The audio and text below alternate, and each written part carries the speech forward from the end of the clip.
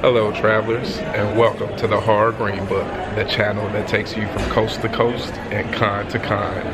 I am your travel guide Brendan, and today we have a very special episode for you here.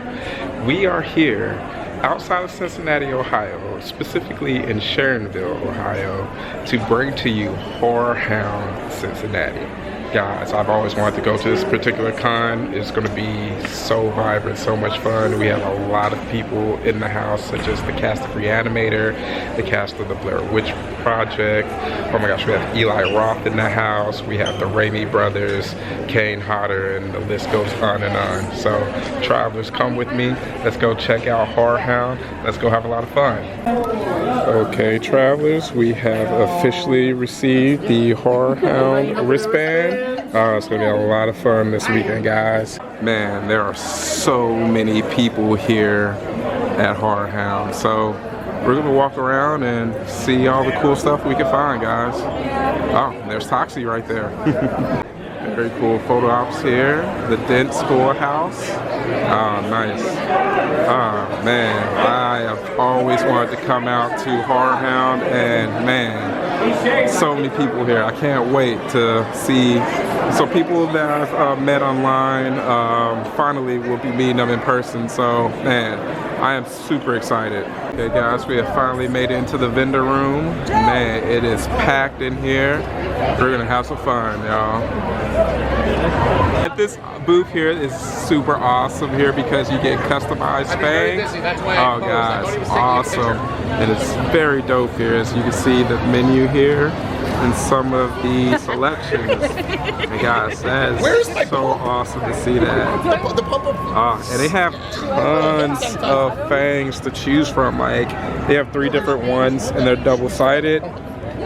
Check that out, guys. Very creative fangs, guys. So, if you guys want to check them out, if you want some cool customized fangs, there you go. Check them out right there. Who doesn't love the Living Dead dolls? Oh, guys, look at this booth. It is definitely decked out with all of these cool and creepy dolls. Gotta love it. How many people are ready to meet the cast of Re-Animator? All right, ladies and gentlemen, Mr. Herbert West, Jeffrey Cone.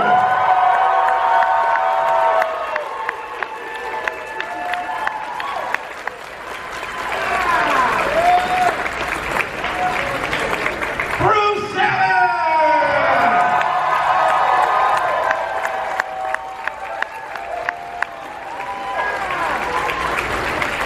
Barbara Crampton, come on!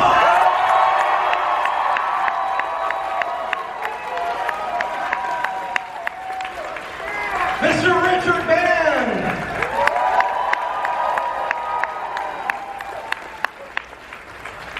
And ladies and gentlemen, Brian Usna!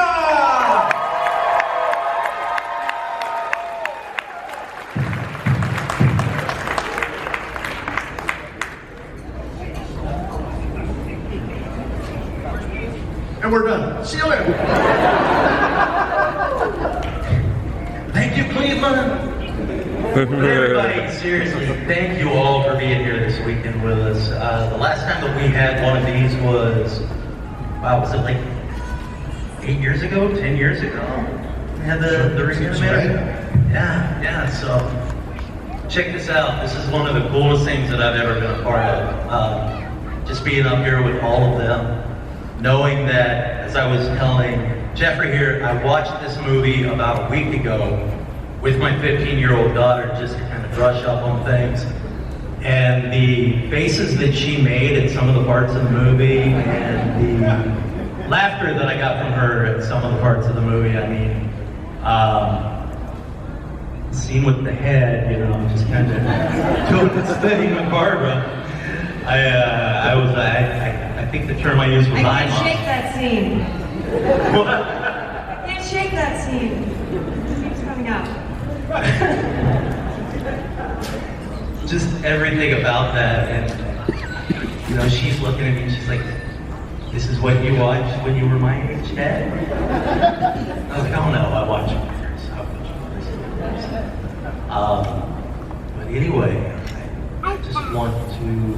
start out with Jeff. I mean, did you ever think that Herbert West as a character would become what he was?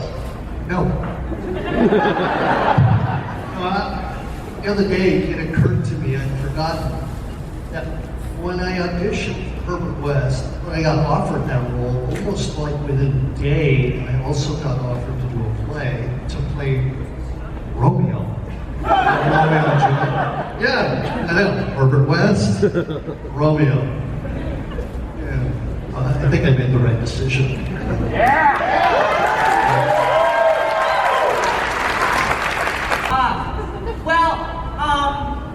I wasn't the first actress to be offered this role. I wasn't in that casting. They hadn't met me yet. But the girl who got the role, her mother read the script and she said, "Oh no, you're not doing that movie." So they had to have a recasting because her mother was like, "No, I don't think so." So I went in and I read with these guys, and I didn't know that Jeff had already had the part. But had you had the part already? No, so it was just you and I, and it was kind of like chemistry. Chemistry? Yeah. Right? I mean, come on. I had a big crush on him when we were doing the movie. I've ever told you that before. You were married and I had a boyfriend, but you know, I mean, that's fine. Well, no, it wasn't fine. Like, nothing would have happened, but I was like, he's so cute and so nice, and we worked really well together, so whatever. But I remember during the audition, the fun thing about it was that Stuart came from the theater, so he worked with us a lot on the scene. So we would come in and read a scene together, and then he would give us direction. And then he would say, "Okay, go out in the hallway and work on it, and then come back." So we did that a few times. And I just remember thinking how good Jeffrey was in the reading, and I thought, wow, I really hope he gets the part, because he's so good. I didn't know we already had the part, but anyway. So in the beginning, we were there I was there 3 hours or so, and I remember there was a lot of people in the room, you know, in the outer room before we went in, and then throughout the day, it just got less and less people until I think it was just us left. And then, you know, pretty soon after that, I had the part. We also rehearsed the movie for 3 weeks. It was one of the first movies I'd ever done, and we rehearsed every day for 3 weeks, and I thought, oh, this is what they do in movies too, they rehearse. Never happened since. So I think that also... Actually, you're supposed to pay people to do that. You are supposed to... You were just too fresh. You know what? Back then, yeah, you can get away with that now. I don't know, was it okay back then? I'm not sure. But to be honest, I would do it now. You don't have to pay me. I know my union would say, you have to get paid for that. But you know, it's really hard to make these independent low budget movies. And so if somebody wants me to rehearse, I'll do it. Just ask me. And plus you produce. And I produce, so I know. Come over to the dark side. I have. But anyway, that was a long-winded answer. That is a testament to one of the reasons why Re-Animator clicks is because of the rehearsal time that we took. Instead of bumbling around on set, where they don't want you to bumble around on set, figuring things out. What do you want to make a good movie, or something that's kind of forced and not as good as it could be? We walked in and went, what scene are we doing? Oh, right, we got that. That's the one where we got it. Let's go. And that's so vital. It's one of the key elements why we could do it in 18 days. Shot this movie in 18 days. Wow. Yeah, but no, we went overtime. It was 16 days. Oh, sorry. And then there were 2 days of pickups after the end. Yeah, but Stuart would never stop filming. So at the end of a 10-hour day, which was what you were supposed to have as an actor, he would say, well, no, we're not finished. We got to do this, we got to do that. And I actually made more money in overtime on that movie than I got paid my salary. Because I think we would go 15 and 16 hours a day. It was ridiculous. He wouldn't let us go home and sleep. It was crazy. He just wouldn't stop. He kept, you know, every scene, well, I want one more take of that. I want one more take of that. I think you need to do this in that scene. Come on, give me more, Barbara. What do you got for me? And it just went on and on and on like that, right? Remember? The story about Writers. Well, What did I tell you? Oh well, when I auditioned for it, I was sure I wasn't going to get it because I came in late. They were looking everywhere for this role, and in desperation, I got an audition. And I walked in, and I'm sitting there waiting to go in, and backlit, somebody comes in and sits down next to me, and it turned out to be Joe Montana. Okay, and I'm like, "What are you here for?" "Oh, I'm reading for this FBI guy, Dan Personality Club." "Oh.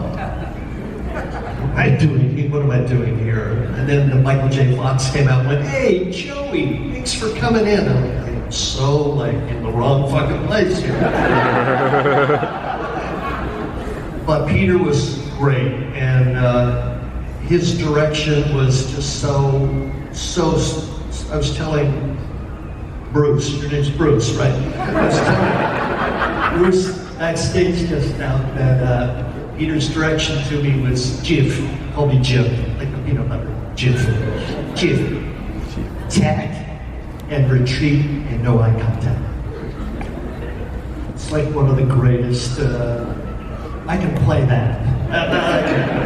Attack and retreat, no eye contact. And that's basically what that guy, among other things like PTSD and ADHD and all of those acronyms. He's just not a well man, but in a juicy role. And I had such a great time in New Zealand. People, place, live, and Peter's creativity and collaboration. It's about top experience.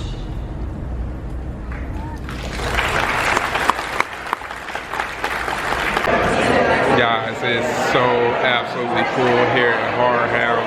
Having a great time. There are so many people here, and it's just Friday, man. So I absolutely cannot wait for Saturday to get here. Okay, guys, we are hanging out. We're about to watch The Lost Boys. What size? I want this to be a lot of fun. Interactive experience. So with the drinking game specifically, all the rules are visual. Because if I went with the usual drink every time someone says Michael, you're not going to hear it because I'm going to be talking the entire fucking movie anyway. So, and you just die. So, every single rule to the drinking game is visual.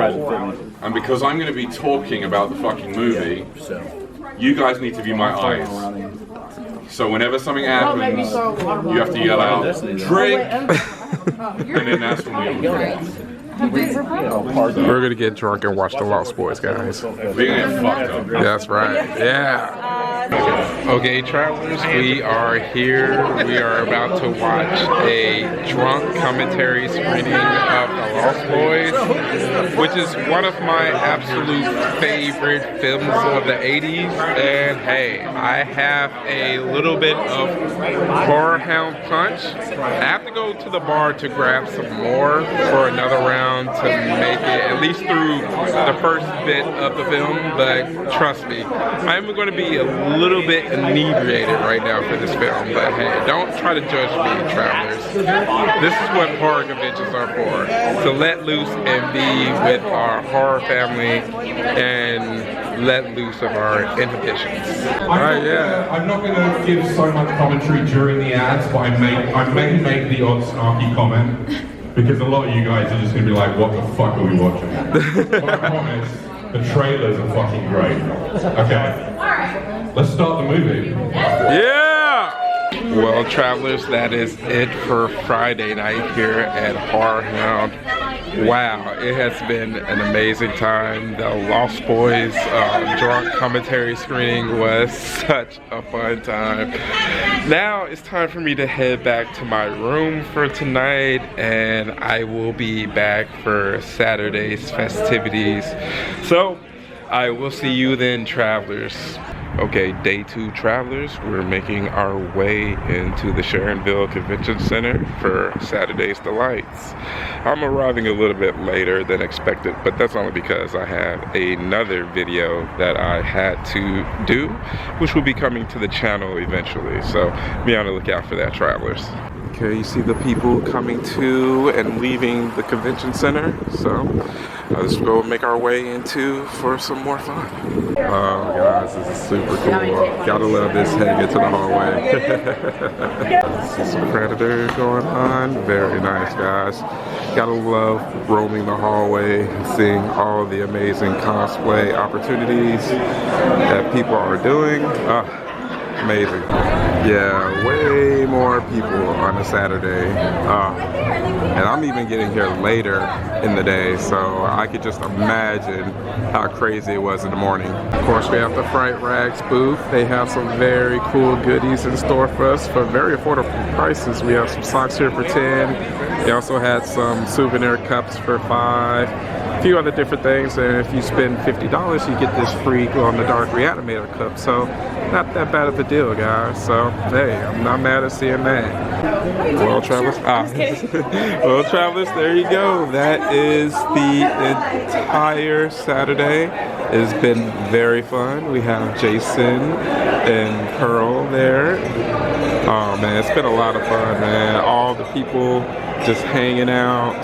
Now it's time for people to go to the after parties. So it's gonna be a lot of fun. Okay, Travelers, we have made it to the after party for tonight. There's going to be a concert with a band called Electric Frankenstein. So far we're just hanging out and enjoying the vibes.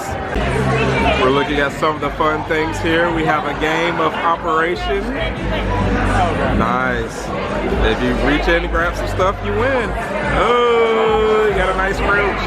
You win a prize. God, it is such a vibe here at the party. You can see so many people here. It is really dope. So it's going to be a great night for sure. Okay, Travelers, the witch's brew may be flowing through me a little bit, but hey, this is such a fun time, guys. If you have never been to a Horrorhound before, definitely make sure to come and check it out because it is such a vibe. I cannot wait to come back to another one. Most likely I'll try to come for the September one if I'm lucky. So hey, be on the lookout for that one, Travelers. Another look at the hallway. Guys, it looks so packed in here this Saturday night. Horrorhound is in effect. Well, Travelers, that would do it for me here today at Saturday night here at Horrorhound. It's been a lot of fun, but needless to say, there is one more day. Oh, well, I want a poster. There you go. There is one more day here at this convention, and oh man, I do not want it to end. So come back with me, and we'll check out what is in store for us tomorrow. Okay, Travelers, here we are for day 3 here at Horrorhound Cincinnati. I'm looking forward to some great panels. It's been a great weekend, guys. I'm a little hungover from last night, but still going to be a lot of fun. Hey, we have to go. Are you having fun yet? I am. A great time. It's a fantastic time. I love him. We actually went to high school together. He doesn't know that though. Yeah, he went on to great things. He's busting ghosts. We're raising money for Make-A-Wish, so everything today goes 100% back to them. We did 6 wishes last year, so that's the goal this year. Who are you representing? The Real Ghostbusters of Ohio. Oh, Real Ghostbusters of Ohio, guys. So make sure to check them out for sure. Yep. All right, thanks so much. All right, guys, we have the Synopsis Films booth here. Tons of DVDs and Blu-rays. Very good stuff here for us to digest. Like, of course, Dario's Tenebrae. All types of good stuff, guys. Guys, I absolutely love One Man Riot, like UV prints. Oh, they look so cool. I have one. I have the Maniac one, which is absolutely awesome. I have Tom Savini's signature on it. But I really need to get another one, guys. I've been really eyeing the Midsummer one, so if I see it here, I may grab it, but I kind of like that Shining one right there. That one looks pretty cool, guys. Oh, guys, I absolutely love pennants, and horror pennants are even better. So, got some very cool ones here. Oh, man. I may have to grab some of those. Guys, look at this booth here of Calandra Studios, art by Michael Calandra. Guys, oh man, check out that artwork. Very nice stuff, guys. It looks great. Okay guys, of course we are at the booth of Paul Bearer Press. Guys, I mean, I see these guys at conventions all over the country and they are doing the good work, guys. Spreading the love with amazing horror merch. And they have some new things there, guys. Like, check it out, man. You see that Re-Animator one right there? Brand new design. Got some other ones here, like that Frankenhooker one. And the one below. Guys, if you ever see them at a con, definitely make sure to say hello. Check them out, and also make sure to check them out online, guys. Also on Instagram, Paul Bearer Press. And also, if you're in Austin, guys, make sure to check them out as well. Great company. I can't speak more highly about them, guys. All types of cool stuff. Okay, guys, we are at the booth here with author Rodney Barnes here, and guys, check that out. I'm a big fan of blaxploitation, especially the horror side of it with Blackula. So I saw that he also had Blackula books here, which is a continuation of the stories from the movies. And also he has an original story here called Philadelphia, which seems like a very awesome premise involving vampires as well, guys. I absolutely had to grab one and check it out. You guys know I love to support authors and read some amazing books. So guys, here would be a bit of a synopsis here for Philadelphia. You know what to do, press the pause button to get a good read, and we have a QR code there for a site, and also some information about the Blackula book, which is something I'm going to have to go back and check out myself as well.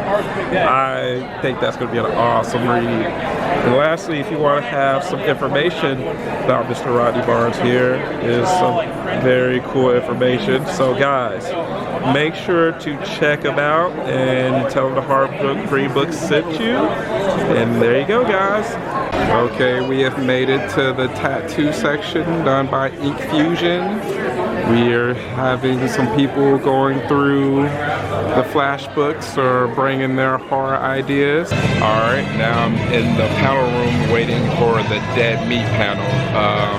I do enjoy watching James and Chelsea's channel. I really do enjoy the Dead Meat Awards, so it's going to be awesome to hang out here and enjoy the Q&A. So let's go check it out. Okay, I'm here a bit early, maybe a good 20 minutes early because I want to get a good seat. There's one other panel that I'm looking forward to in 2 hours. That will be the Halloween Ends panel. But after that, I'm just gonna, you know, well, after that and in the between time, gotta make sure to check out some more of the convention and maybe come across some cool cosplayers.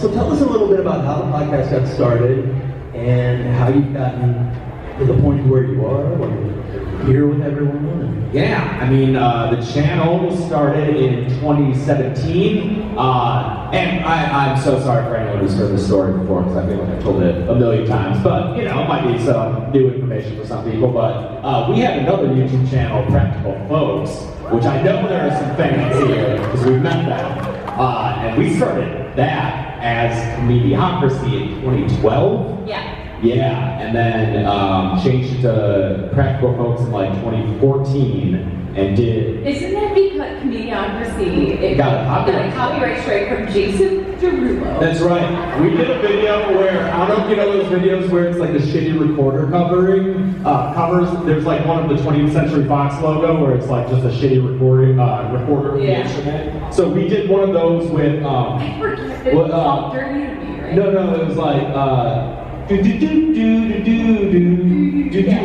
Yeah, was it like Wiggle With It or something? Yeah. So I did a shitty recorder cover of that. Thought it was really funny, and that got the whole channel demonetized and copyright struck. So I've been dealing with this shit for a long time, because that was like 2013 when that happened. So then we ported it over to Practical Folks with our series Drunk Disney, and was doing that for a number of years. But that was like a group project where I was doing most of the work because we had like a couple of other people. And then it was also every cut of everything had to be, it was like 4 different people had to watch your notes. And and that just. And I was the one editing. I was like, this is bullshit. I just want to do my own thing and not have to like listen to notes. So in end of 2016, I decided like I'll make my own channel. What can it be about? Horror movies. I know those. So launched that in 2017, and just got real lucky that I covered Friday the 13th right as the game came out. Because I think people were looking up clips of the movies because of the game, found the channel, and thankfully, because we've been doing YouTube for years, the videos look pretty good, and so people stuck around, and I think 6 months after that first video was published, I was able to leave my job and do it full time, and then the podcast launched in early 2018. Yeah, how soon after the podcast started, I was able to leave my job. No, you left your job beforehand to do costuming. You're right. I left my job. I worked at Jimmy Kimmel Live for 2 years, and then I left and was doing freelance costume commissions. I cosplayed for a really long time. I would still like to get back into that. We made a mean little finger in Cersei, I'll tell you that. Yes, lots of Game of Thrones cosplay. Remember when that show was huge? Yeah, but people would pay you for your time. Yeah. It's costuming is a difficult area to make money in. Because if you want to make something really, really well, it's going to be pretty expensive, just because of the time. Yeah. So then, I think 6 months after the channel started, I decided I want to do a podcast. Dominic Guerrero, please come back to the Horrorhound booth. Dominic Guerrero. Dominic, get out of here. I know you want to listen to us talk, but please get back to the booth. In college, I took a course on horror history and theory. It was the horror film Post-Psycho, and that like changed my life. I originally took it just because like, oh, this kind of sounds funny to take a theory course, complete my major, and I just fell in love. And it just so happened that I still had all of my notes, all of my books from college, and I was like, well, what if we just use that, like get into that kind of aspect of horror for this podcast that you couldn't really do on the kill count. Yeah, especially back then when they were much shorter and just more jokey. And now, I mean, we still can't get the like theory on kill count, so it's more like the production side. Yeah. Whereas the podcast can talk about analysis. The real like academic kind of. Yeah. Yeah, that's and then just gradually kept growing from there. So we've been in a very fortunate spot. Thanks to everyone like this who keeps supporting us throughout the years. Thank you so much. Glad you're not bored of us yet. Really appreciate that. Oh, okay. Yeah, in Search of Darkness, it's always a weird spot for me because that was 2018 or 19. It was earlier on in my YouTube career. But I remember going over and recording those, and I recorded like my interview segments, and then the guy making it had me come back because he was like, I need more connective tissue. Because other people didn't say stuff that I need. So the second time I came back, he was feeding me lines to say, and I feel like that's very obvious when you watch it, when it's not me talking in my own voice. I also brought big YouTube host energy in those segments, and then, which is fine when it's on YouTube, but then when you have that contrasted with these filmmakers and actors who are actually there and who are maybe older and more relaxed, it stands out a bit. I can't watch that back. I hate my segments in there, and I sometimes masochistically read reviews of that,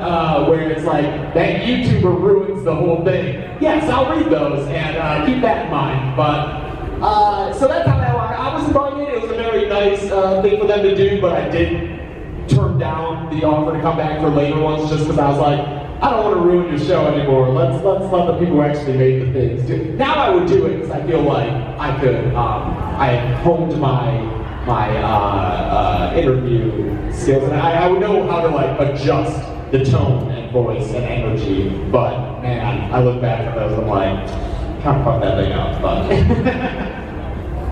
what is it? I know you guys probably get this question like a lot, but what got you guys into horror movies like first?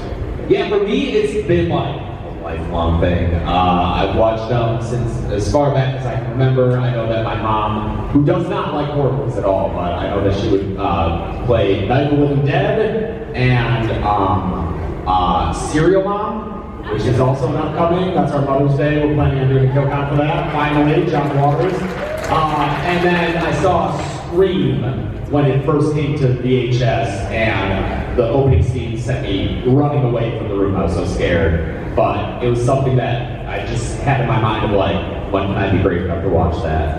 A few years later I was. And so I've been into horror movies as far back as I can remember. When I was 10, 11, 12, we would have horror movie parties, which was literally my friends come over for the entire weekend. We watch as many back to back to back as we can. I learned HTML to make my own website, Horror Movies for You, and literally had body counts, I called them back then, but literally I would just have notebooks where I would keep all that information while we're watching these movies, give my friends like reactions and their reviews. We would give like awards, like coolest kill, like this goes back so far. And it's just something I've always done, and throughout the rest of my life I would like ebb and flow for my interest in horror movies. Like in high school I was less interested, college got back into them for a little while, lost interest again, but I mean, yeah, I always think about like, we saw It Follows in theaters when it came out, that was long before Dead Meat. Like we have always been interested in I remember seeing The Conjuring together when that came out. Yeah, the first movie we ever watched together as a couple was Hellraiser. Yeah, that was our first date movie. Yeah, it's great. I was not allowed to watch super violent movies as a child, and I also was terrified of everything. And so I love meeting fans who also are like, I'm really scared of horror movies. I still maybe can't watch some, and you're my kindred spirits. Okay guys, some of you may remember this particular cutout that I have from Knee High Horror. I had that Jeffrey Combs autograph from Oklahoma last year, I believe. No, actually that was at Coke Classic in Austin. But I finally got a chance to meet Bruce Abbott there, who played Dr. Dan, and of course, the incomparable Barbara Crampton. Such a delight to meet them both at this con. Thanks to Horrorhound for making it happen. Guys, look at this awesome pinhead here, guys. Oh my gosh, super cool. Yeah, let's bring him up. Ladies and gentlemen, Rowan Campbell! Woo! Yeah! Mr. James Jude Courtney! Woo!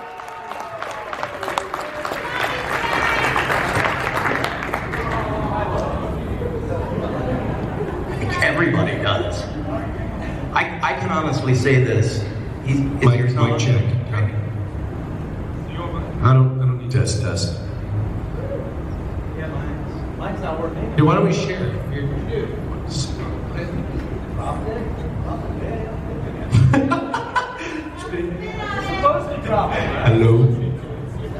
Hello? Now it works. Here we go. So good to see you guys. This is why we're live. Hi, everybody. I can honestly. They just don't want you talking, man. He truly is one of the nicest guys in the world. Like, I've seen him at other places, and he always, I don't know if this is just you kind of bullshitting with people, but you always seem to remember faces. And I remember faces, not names. Yeah, it's like you've never seen somebody and not forget them. Like, I saw him 6 months after a Horrorhound in Detroit. He comes up to me bright and early in the morning. Hey, how's it going? You know, like I had just seen him the night before. So, but he is one of the nicest guys in the world. He's talking about Rowan. I'm a douchebag.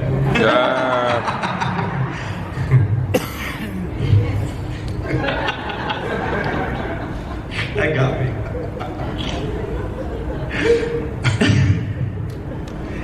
Okay, well, I guess we've gone there already. I wanted to kind of have him a little bit of cover, but... So, I guess we're going to talk Halloween ends a little bit. Yeah.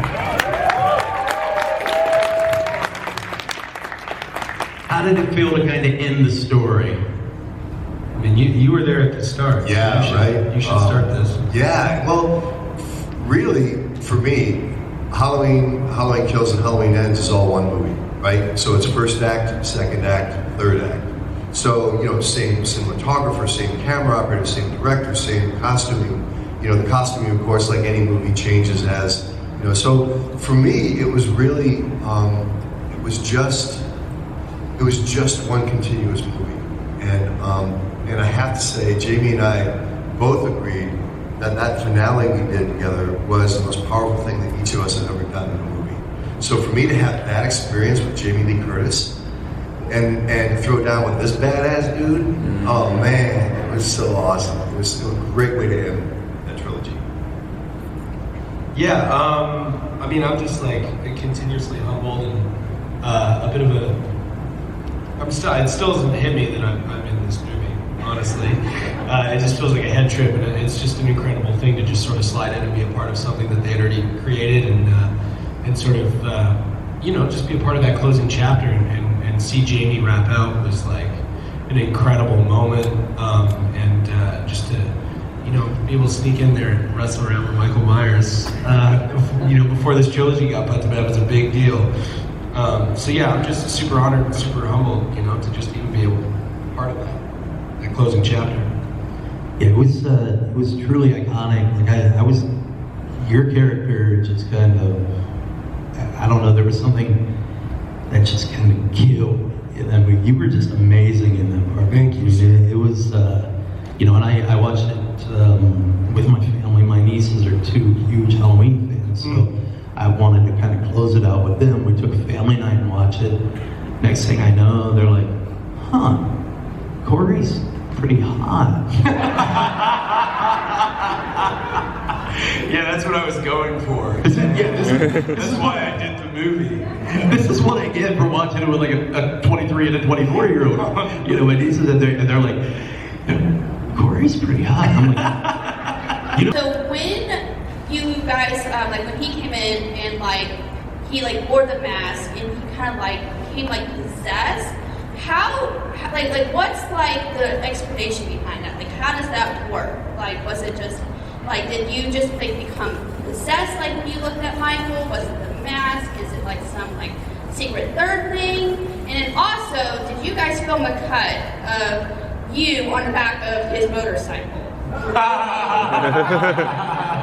No, we did that after work every day. I drove James home every day. My hair was flying in the wind. Most people wear a helmet, he throws on a wig. No, I always like, I think the first question I have when I read this script, and the first thing I do every time I get any script is sort of figure out what the trap is, or like what's the thing that's like most challenging for the character's change or the emotional journey. And in this movie, like you said, it's right after the moment that Michael grabs him by the throat and stares into his eyes, and something happens to Corey.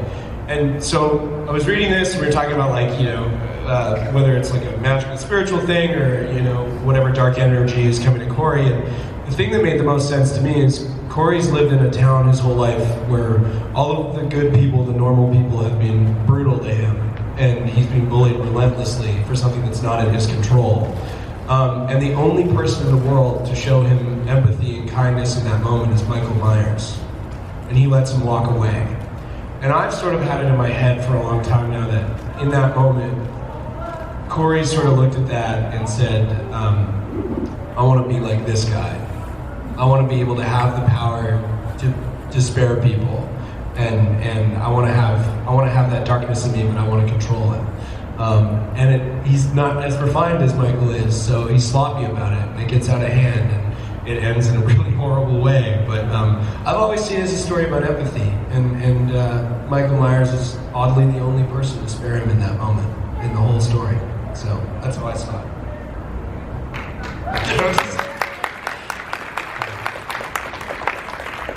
Hello, my question is for James. I wanted to know how much you worked with Nick Castle to develop your version of Michael, and also if you reached out to any of the other actors that played Michael throughout the years. There was a wonderful old character actor named Ted Knight. He was on the Mary Tyler Moore Show, Caddyshack. He gave me an incredible gift. I just moved out to Los Angeles. I was a waiter for a skinny minute, and he was the first table I got, He was a 65-year-old man with this really hot 23-year-old date, and dude had it going on. He was a handsome man and really charming. And he said, "You're an actor." I went, "How do you know?" He goes, "I can tell these things." And I said, "Okay, great." He goes, I'm gonna give you a gift." And he said, well, he actually said, "Sit down, let's talk." And he said, "If you want to be a really good actor, emulate. Learn to emulate. Emulate the person walking down the street. Emulate the bartender, your mother, your lover. But when you emulate them, don't look at the way they walk. Don't try to gesticulate or articulate like they do. Reach inside them. Reach inside their soul. And if you can grab their soul, you will automatically begin to speak, walk, think like them. You will become them." And so I've used that technique, and I've used that in creating characters, because I'll see somebody or something that really resonates for me as in terms of character. So when I got the call to go down to Charleston, South Carolina to be put on tape, I watched Halloween '78 one time, and in that process, there's one scene where Nick Castle, as the Shape, is walking camera left to camera right in a backyard. The entire time I was watching the film, I was just reaching into Nick Castle. I was reaching into the character of the Shape. And as he was walking across that backyard, in my head I went, I got it. So I never practiced walking, I never practiced anything. Once I captured what Nick Castle so brilliantly created, I had it. I've never talked to Nick Castle about the character. I've never talked to any other Michael Myers about the character. I've known all of them. But for me, it's a real spiritual experience. Acting anyhow is a very deeply spiritual experience. And so that process was just a natural extension for me. And then what happens is, so I captured what Nick created, brought it into my soul, into my being. And then through that, as it comes out, there are all the years of working as an actor, stunt work, martial arts, a lot of the spiritual work I've done, going to the jungles of Peru and doing ayahuasca with shaman, doing African rituals with ibogaine and an African shaman, Native American, peyote. I've done a lot of plant medicine, a lot of work during those sessions. And, then the life experiences and getting in touch with myself on a spiritual level, on a psychological level. I allow all those things to just sort of make a big stew of what Michael Myers as the Shape became from what Nick Castle had created. So to me, it was just a profoundly spiritual experience. I've never talked really. David and I had very little conversation. About the character itself. He called me, after he cast me, and he goes, "So Jim, well, let's. I was thinking, that you should be moving something like a cat." And I said, "Well, it's funny. I got my cat Parcel sitting in my lap right now." He goes, "Well, great. Okay, that's settled." And that was it. So the entire process of creating this character was just a very deeply spiritual one.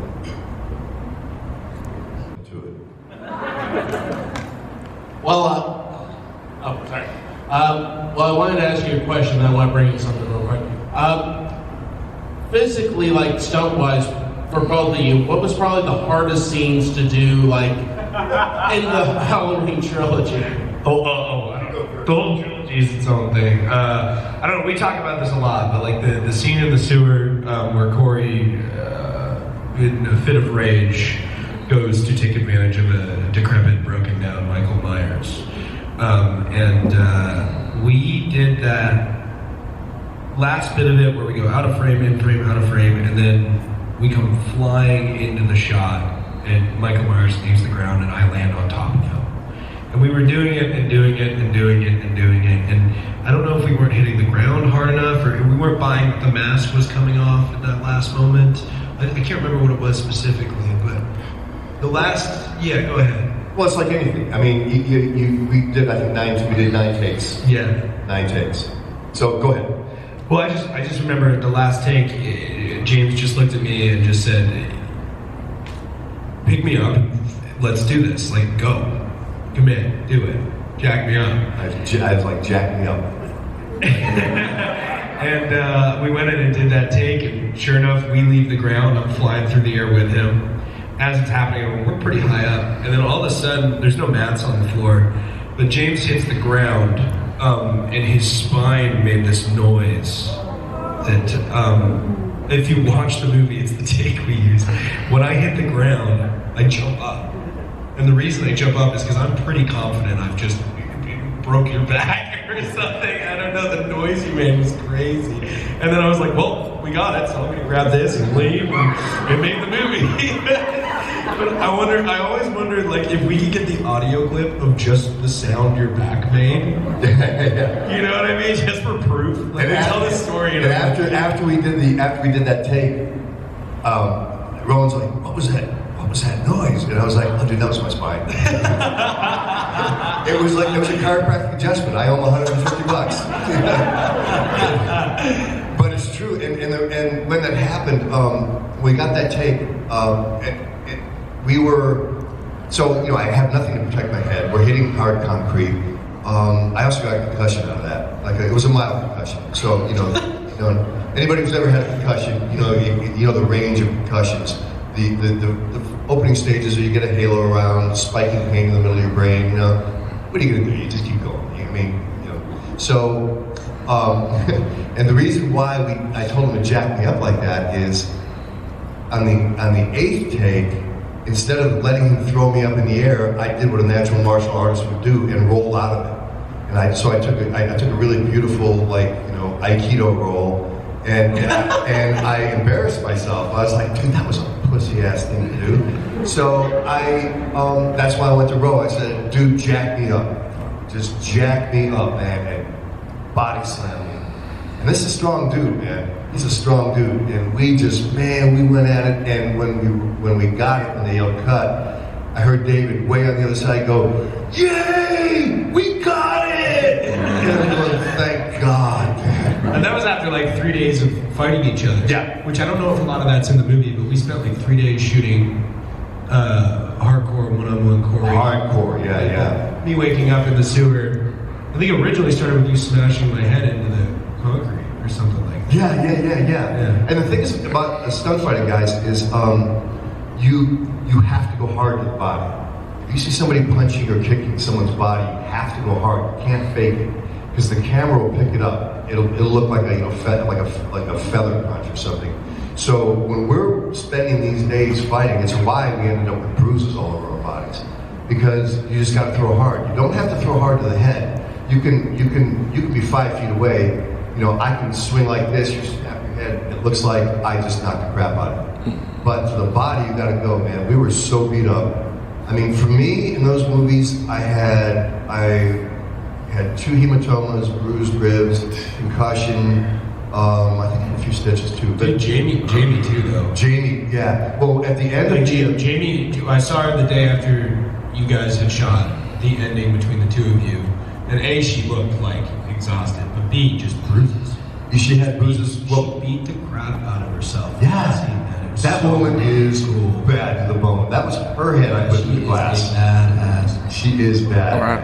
Oh yeah, and it's so much fun. In fact, when we were doing when Ro and I were doing our scene, the stunt coordinator came out, and he's an old school cowboy, former DEA agent, former paratrooper. I mean, he's a special forces dude. I mean, he's a badass. And he comes out and he goes, James, look, man, you don't have to do this. Look, I'm only a couple years older than you, and I wouldn't do it. And I'm in my 60s, and so he's like, look, we got a nice young stunt man here for you. And I'm like, no way, man, no way. I mean, everything in my body was going, God, I don't want to get beat up like this again. But no, man, there's not a chance. And because the energy between Rowan and I that was created by David, starting right at the premiere of Halloween Kills. Yeah. He brought Ro down. And this is when Rowan and I began our conversation, began our relationship. And so we invested so much energy in the energy of everything that happened between us. It needed to be Ro and I. It couldn't be anybody else. And it was beautiful. I mean, I count that as absolutely one of the highlights of my career. career. Best concussion of your life. Best concussion of my life, yeah.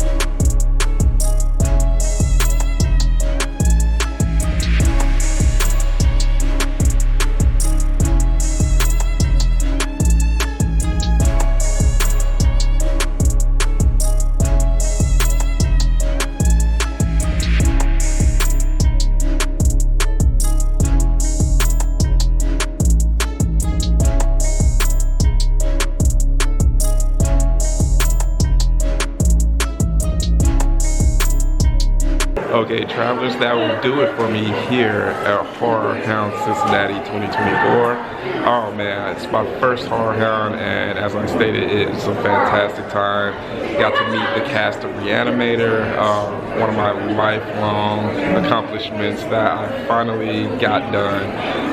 Travelers, if you liked what you saw here, you know, chuck one of those Ash Williams severed hands at me. Comment in regards to anything that you saw or liked or anything that, you know, piqued your interest. And lastly, if you want to stick around, go ahead and hit that subscribe button. Travelers, this is your travel guide Brendan with the Horror Green Book signing off, letting you know that it is scary in those streets. So let me know that you made it home safely.